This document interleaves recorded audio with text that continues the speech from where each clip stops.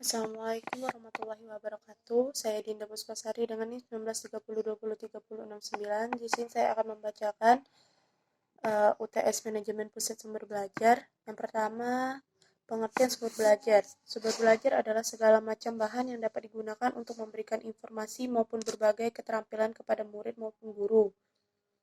Yang kedua, ada fungsi sumber belajar. Yang pertama, meningkatkan produktivitas pembelajaran dengan jalan mempercepat laju belajar dan membantu guru untuk menggunakan waktu secara lebih baik.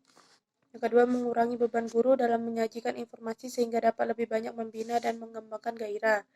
Yang kedua, memberikan kemungkinan pembelajaran yang sifatnya lebih individual. Yang ketiga, memberikan dasar yang lebih ilmiah terhadap pembelajaran. Yang keempat, lebih memantapkan pembelajaran. Yang kelima, memungkinkan belajar secara seketika. Keenam, memungkinkan penyajian pembelajaran yang lebih luas dengan menyajikan informasi yang mampu menembus batas geografis. Yang ketujuh, memberikan kesempatan untuk mendapatkan pengetahuan dan memperkaya anak dengan menggunakan berbagai alat, buku, narasumber, dan semua hal yang menambah pengetahuan anak. Yang kedelapan, meningkatkan perkembangan anak dalam berbahasa, yaitu dengan berkomunikasi dengan narasumber. Soal nomor 2, pengertian analisis kebutuhan.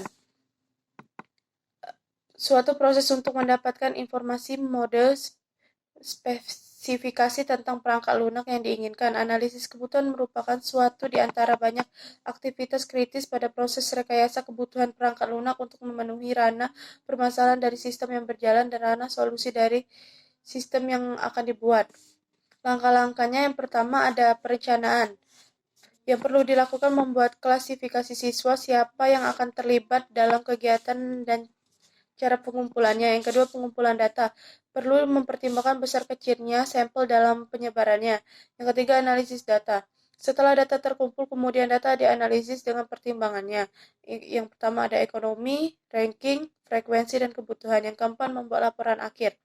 Dalam sebuah laporan, analisa kebutuhan mencakup 4 bagian. Yang pertama ada analisa tujuan, analisa proses, hasil dengan tabel dan penjelasan singkat.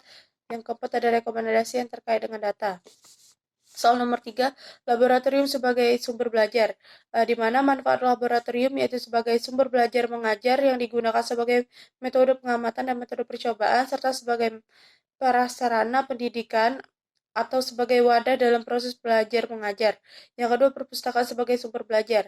Pengertian perpustakaan secara sederhana adalah salah satu untuk organisasi sumber belajar yang menghimpun berbagai informasi dalam bentuk buku dan bukan buku yang dapat dimanfaatkan oleh pemusta, misalnya guru, siswa, dan masyarakat, dalam upaya mengembangkan kemampuan dan kecakapannya. Yang ketiga, micro-teaching sebagai sumber belajar. Micro-teaching menurut Sukirman yang menjelaskan bahwa keterampilan mengajar secara mikro adalah sebuah pembelajaran dengan salah satu pendekatan atau cara untuk melatih penampilan mengajar yang dilakukan secara mikro atau disederhanakan. Yang keempat, soal nomor 4, pengertian konsep pengelolaan organisasi dan contohnya. Pengertian menurut George R. Terry, manajemen organisasi dalam suatu kegiatan perencanaan, pengorganisasian, penggerakan, dan pengawasan, di mana semua kegiatan tersebut bertujuan untuk memperoleh tujuan organisasi. Contohnya, seperti yang kita ketahui, koperasi adalah lembaga yang dioperasikan dengan kepengurusan dan keanggotaan organisasi yang jelas, dan barang atau jasa yang disediakan juga untuk memenuhi kebutuhan anggotanya, sehingga dapat disimpulkan, kegiatan dalam organisasi dalam hal ini, koperasi dapat berjalan dengan baik karena adanya manajemen yang baik pula. Pengertian konsep pengelolaan personalia dan contohnya. Yang pertama, manajemen personalia ialah suatu manajemen yang berhubungan dengan perencanaan, pengarahan, pendidikan, serta seleksi pegawai, uraian tugas, pelatihan, dan juga pengembangan, serta pemeliharaan sumber daya manusia yang bertujuan untuk membantu tercapainya suatu tujuan. Contohnya, merekrut karyawan baru, mewawancarai serta juga memilih karyawan mana yang pas dan cocok bagi perusahaan, dan mengelola, mengevaluasi, serta juga mengembangkan tes untuk calon karyawan baru. Soal nomor 5, kriteria pembentukan kelompok belajar.